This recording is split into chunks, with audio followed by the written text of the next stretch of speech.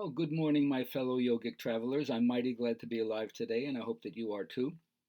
Continuing in my ongoing series of here, Dharma Tributaries, we're working with Joseph Campbell mostly today and the power of myth, but of course, it's being fed by other tributaries as well, so I want to get to them first. You know, I love poetry, and the Islamic poets, Rumi, Hafiz, Kabir, they speak to me tremendously because they're basically bhakti, majzubs, madly in love with God. I like to think that somehow there's a part of me that's that way also. So here's a poem called Work in the Invisible by Rumi. The prophets have wondered to themselves, how long should we keep pounding this cold iron? How long do we have to whisper into an empty cage? Every motion of created beings comes from the Creator. The first soul pushes and the second soul responds. So don't be timid. Load the ship and set out. No one knows for certain whether the vessel will sink or reach the harbor. Cautious people say, I'll do nothing until I can be sure. Merchants know better. If you do nothing, you lose. Don't be one of those merchants who won't risk the ocean. This is much more important than losing or making money. This is your connection to God. You must set fire to have light. Trust means you're ready to risk what you currently have. Think of your fear and hope about your livelihood. They make you go to work diligently every day. Now consider what the prophets have done. Abraham wore fire for an anklet. Moses spoke to the sea. David molded iron. Solomon rode the wind. Work in the invisible at least as hard as you do in the visible. You can't imagine what profit will come. When one of those generous ones invites you into the fire, go quickly. Don't say, will it burn me? Will it hurt?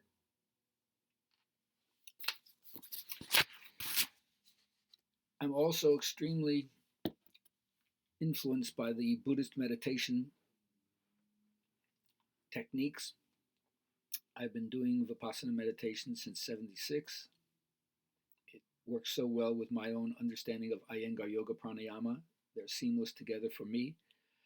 But one of my real good buddies, Jamie Barras, helped start Spirit Rock, a Vipassana meditation center out in Marin County, California, north of San Francisco.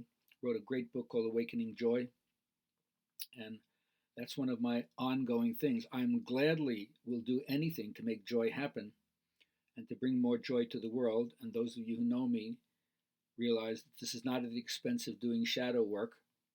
I'm not a wound worshiper, but I know that we all have to descend into things that are not clearly seen, neglected, or repressed in ourselves, because that's what holds us back, gives us a sense of fear, and prevents us from coming out to play with each other. But I'm not so naive to think that awakening joy is as simple as sitting around in Lutheran summer camp singing Kumbaya. No, the Kumbaya factor is not going to do it. First, what's going to bring you more joy is what they call the bliss of blamelessness, which in yoga is yamas and niyamas. Work on your ethics, work on your virtuous conduct, work on what makes you a moral human being to the best of your own ability. And that's why they say, incline your mind to well-being. Although I always like to say this for my friends out there, right? The one and only reason why we practice yoga is not to make well-being the dominant intention of our life. It's to stick it to the man and not be involved in unloving roles. Yes. But for some people who are naysayers or the haters, all this talk of well-being and joy seems to be so disconnected from what's going on in the world. But if you focus only on the terrible things in the world, you overlook the beauty and the goodness that's in the world, the huge fund of human decency, which matches the worst malfeasance that we're also capable of, well, then that can pull you back from sallying forth into life, and then you go into despair. If you only see the worst, it destroys your capacity to do something. You just feel nihilistic. And remember, the old brain, the amygdala, is primed to look for bad news. How can you consistently access your joy if there's a nervous monkey and you're always like paranoid that someone's going to snuff you in the next moment? That's the part of you that will confirm your worst fears. So you have to you fire the positive neurons long enough, right? The ones that fire together wire together. You'll build a new neural synapse if you continue to do this. And so if you want to change your default setting so that you can access your joy, your natural joy, not the joy that's put on or you're supposed to, the one that spontaneously springs from you from just the wow of being alive, then you got to be a storehouse for positive experiences. Or as I like to say, your brain has to be Velcro for positive experiences and Teflon for negative experiences. The positive ones stick and the negative experiences bounce off, whereas most people, the absolute opposite. Their brain is like Velcro for negative experiences and Teflon for positive experiences. But once you realize, as the Buddha says, whatever you frequently ponder upon will become the inclination of your mind. So intentionally invite and cultivate wholesome states. Focus on what gladdens your heart. And then you'll realize that joy is not incidental in your life, it's essential in your life. And so everything I'm doing here is to teach you how to live with ease of mind and not give up your enthusiasm for life. The latest neuroscience, cognitive science, shows you that these are things that are informed by psychology. The latest findings teach us that we can do this and change the way we do our habitual daily work. So with that being said, now I'm going to move along to Joseph Campbell. And in this aspect, we want to review what I talked about in the first Power of Myth, because mythology gives you spiritual clues to the spiritual potential and rapture of being alive. Yeah, we're all capable of experiencing that, knowing that within, and then seeing its reflection outside. So that means all myths call everyone in our species to a deeper awareness of life itself. And whether or not we can actually understand or seek what they call the meaning of life, or I should say, everyone knows what the negative meaning of life is, but to find the positive meaning of life is really saying, I just want an experience of being fully alive. Maybe no philosopher, theologian, agnostic, non-theist, whatever word you want to use, can give me an answer what the meaning of life is. But certainly while I'm alive, I'd like to be fully alive and be conscious of that. So mythology is what opens up the mystery dimension of being. That's what we said was the first thing. It puts you in accord with life. You have to accept the fact that life has a component of suffering, just like Buddha said. But I go further than just saying it's not just an old age, sickness, and death. It's wishing reality weren't the way it actually is. Wow, how can you learn to accept so much of what is what I call the nightmare of history, which we're trying to awake from, the catastrophe of existence? And how can we liberate ourselves from the various cultural prisons that seem to keep us shackled and chained, clamps us down? So it's very childish to say no to life because of its pain. Life is trouble. And so the first thing, as Joseph Campbell often says, is joyful participation in the sorrows of the world. Are you saying yes? Are you making an affirmation of the whole thing? Otherwise, if you're not, you're hedging your bet. You're playing with one foot in, 1 foot out of the game. That's bad faith. You can't invest yourself. So the first thing is the good mythology puts you in accord with the mystery. That's called Brahman in yoga, the supreme spirit beyond all concept. It's not gotten to by reasoning. It's not gotten to by following the Vedas. It's not gotten to by sacrificial action. It's only by a direct metaphysical insight. And myth gives you some clues to that. The second thing it does is it gives you the cosmological picture, the most up-to-date scientific understanding of where here is, how we got here, what we're supposed to be doing. And then the sociological understanding is the binding of the people to each other by the same symbol and sign system, the laws and ethics that bring the group together, that everybody buys into. And in the old days, of course, love was for the in-group and hate was projected on the out-group, but now there is no out-group to project in it. The sociology is a species-wide one. It's a planetary home, not a specific land-based mass, which is where all the older myths came from.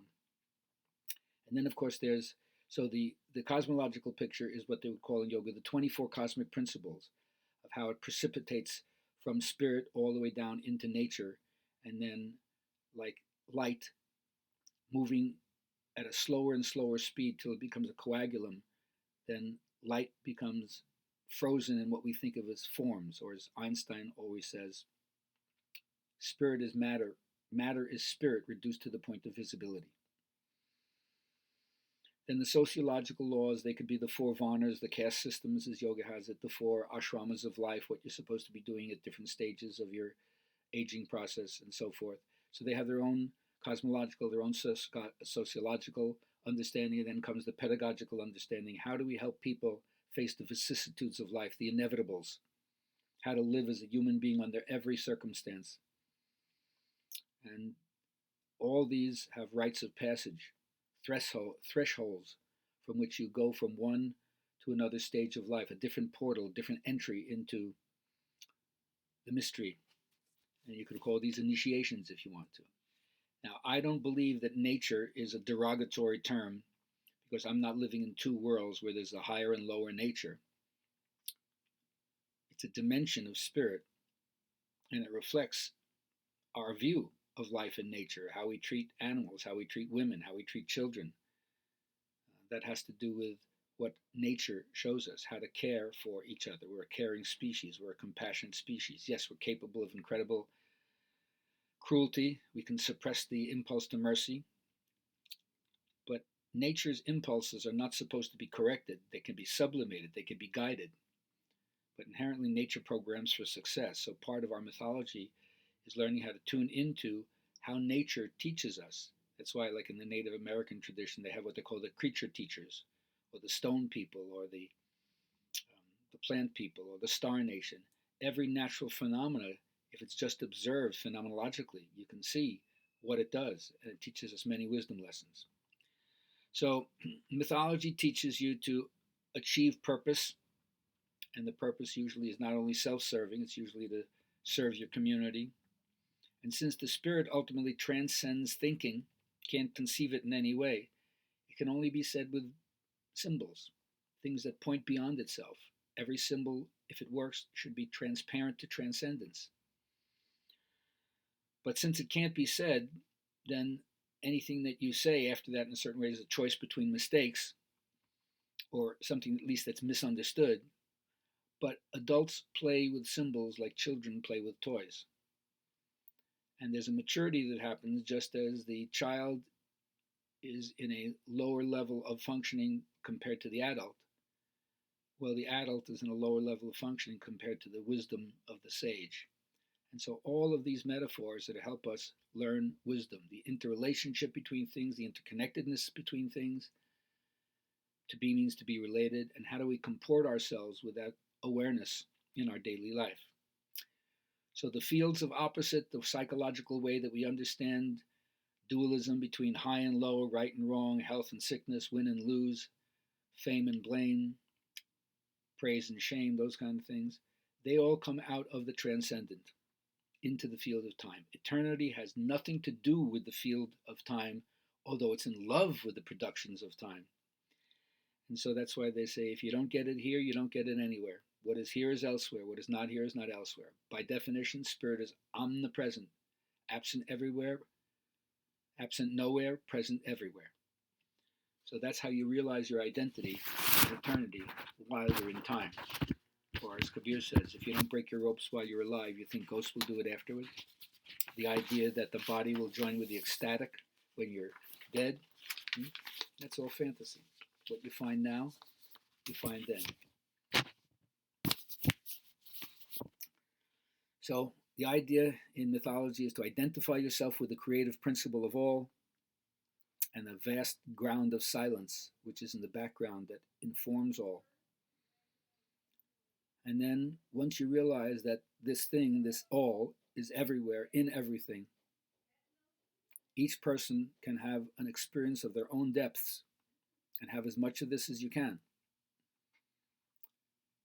But the interesting thing is that once you start to see it, it's really a big challenge. Because Gandhi says, if you don't find God in the next person you meet, no sense in looking for him further. Everybody's a reflection of this divinity. And so, with that being said, remember that what you say to yourself, what I call the affirmations, the positive things that you say, Your life is going to be a printout of your consciousness. And once you understand this relationship between the things you habitually repeat to yourself and the way your own subconscious mind has a power of attraction, the law of attraction, that which is like unto itself is drawn, you're going to bring into your life the things you choose to give your attention to. And once you understand that you want to create the conditions outside based on the causes of what's inside your head, you don't try to change the outer conditions, you try to change your internal thinking process. And so I always like to say this is the most important thing you'll ever hear from me or anybody else. Go for least resistance. Go for what feels yummy, not yucky.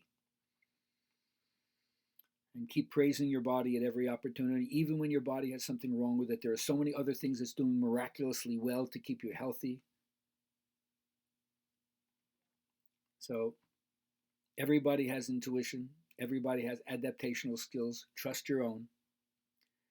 And then to the extent that you can, in yourself, in other people, in life itself, take delight in everything. The slightest thing that brings you delight, rev your affections behind that. Don't look for something else. Everybody's always looking for joy somewhere else.